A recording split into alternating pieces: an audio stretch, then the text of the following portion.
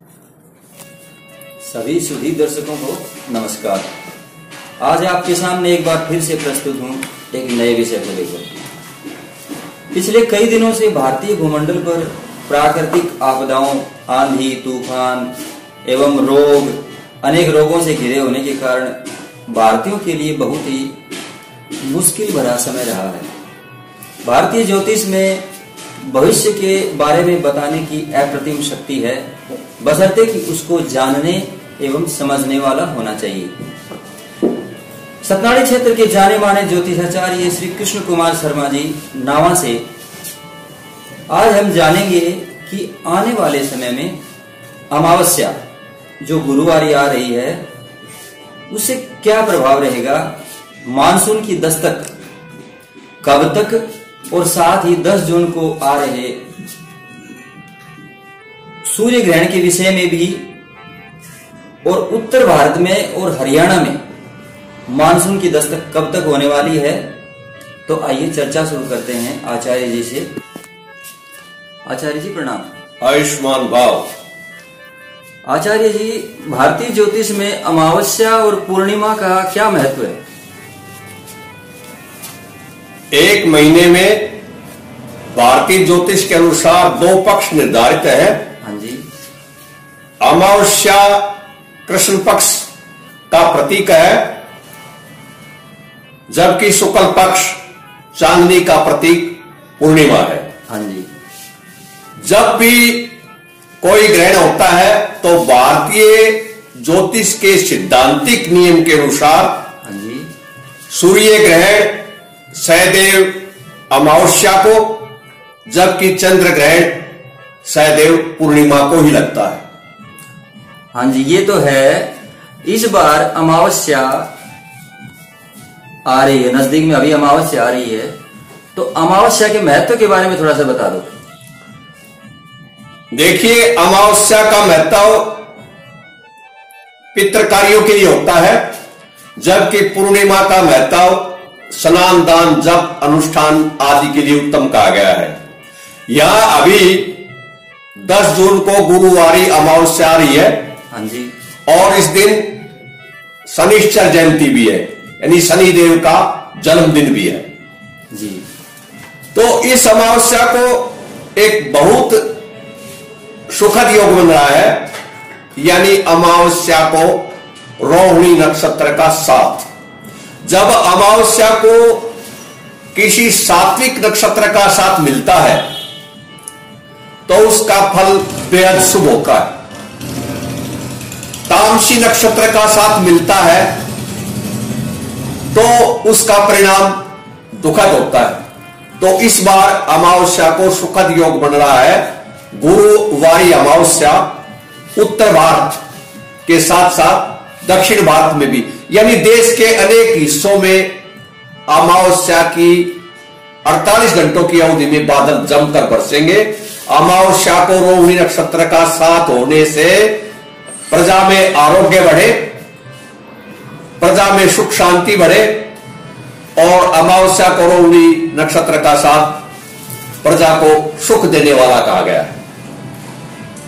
ये प्रभाव गुरुवारी होने से ही होता है या फिर किसी भी बार को आ जाए?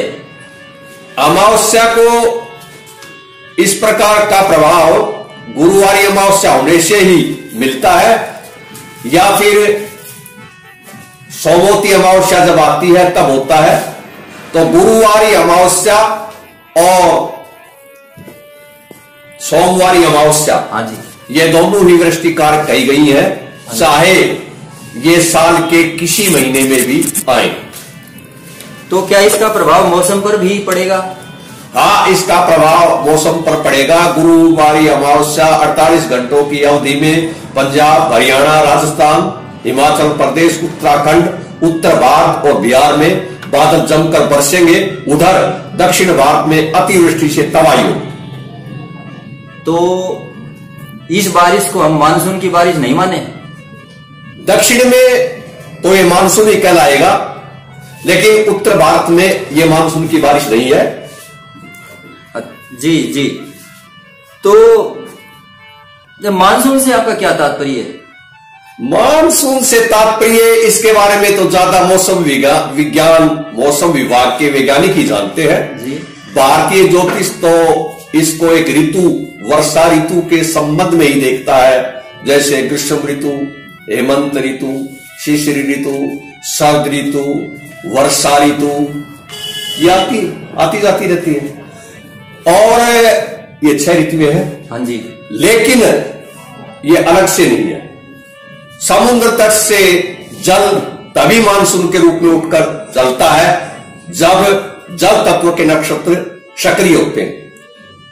तो इसका उल्लेख हमारे रामायण में भी मिलता है।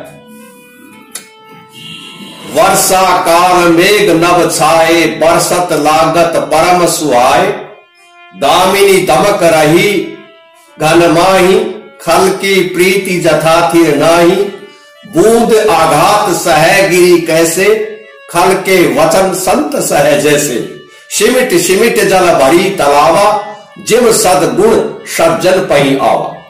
ये रामायण में तो बहुत पहले से इस मानसून का जिक्र है। सुंदर उल्लेख है। अच्छा, ज्योतिष के अनुसार उत्तर भारत में मानसून के प्रवेश का दिन कौन सा होता है? उत्तर भारत में मानसून का प्रवेश जब आर्द्रा नक्षत्र में सूर्य का प्रवेश होता है, उसी दिन उत्तर भारत में मानसून की आहट मिलती है, यानी उत्तर भारत में बादल बरसना शुरू कर देते हैं। उत्तर भारत के राज्यों में आपने अच्छी बारिश बता दी, तो इसका प्रभाव दक्षिण भारत में क्या पड़ने वाला है? दक्षिण भारत में अतिवृष्टि होगी। अतिवृष्टि जैसे कुछ दिन पहले भारी बारिश, कुछ दिन पहले दक्षिण भारत में एक तूफान का सामना हुआ है, उस तरह का तो कुछ नहीं होने वाला। वैसा नहीं होगा, लेकिन भारी वर्षा होगी। तो क्या हमेशा ही अमावस्या गुरुवार को आने से ऐसा होता ही है? हाँ, साल भर के किसी भी महीने में गुरुवार अमावस्या सदैव बरसती है, चाहे वो मौसम कोई भी हो, चाहे कोई भी मौसम हो। और ये ज्योतिष शास्त्र का अटक सिद्धांत है। तो उससे गुरुवारी अमावस्या को फिर नक्षत्र का संयोग से कोई मतलब नहीं है? गुरुवारी अमावस्या को यदि नक्षत्र अच्छे स्तर का होता है, जैसे रोहिणी, तो वह वर्षा के वेग को बढ़ावा देता है। यदि इसके अलावा अन्य कोई निष्क्रिय नक्षत्र हो तो वो उसके प्रभाव को थोड़ा क्षीण करता है। जी, तो अंत में एक प्रश्न और आचार्य जी, आने वाले समय में सूर्य ग्रहण का जिक्र आ रहा है, क्या निकट भविष्य में ऐसा है? हाँ, 10 जून को गुरुवारी अमावस्या को सूर्य ग्रहण का उल्लेख है, परंतु ये अखंड जम्मू कश्मीर, अरुणाचल प्रदेश और असम के कुछ हिस्सों में दिखाई देगा। बाकी भारत में सूर्य ग्रहण कहीं दिखाई नहीं देगा।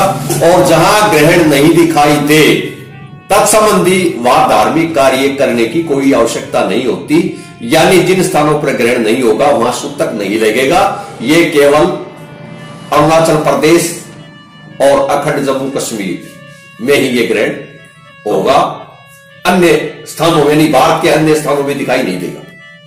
तो इसका मतलब शेष भारत में पूर्वोत्तर को छोड़ के और ग्रहण से संबंधित किसी को कुछ भी करने की आवश्यकता नहीं है। हाँ, तो सूतक आदि जो कृत्य होते हैं उसका सूतक आदि अमान्य रहेगा, यानी सूतक नहीं है, नहीं रहेगा। आचार्य जी, एक अंतिम प्रश्न है। आपने अभी भी बताया उत्तर भारत में 21 जून को आर्द्रा नक्षत्र के प्रवेश से मानसून की दस्तक हो जाएगी। तो उत्तर भारत में भी हम हरियाणा में मानसून की दस्तक किस तिथि से माने या किस तारीख से माने? उत्तर भारत में आर्द्रा नक्षत्र में सूर्य का प्रवेश होने से मानसून की आहट दिखाई देगी, यानी उत्तर भारत में बादल बरसना शुरू कर देंगे।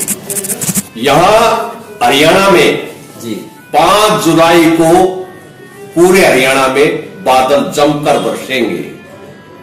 तो हरियाणा में मानसून का प्रवेश हरियाणा में मानसून का प्रवेश 5 जुलाई तय है।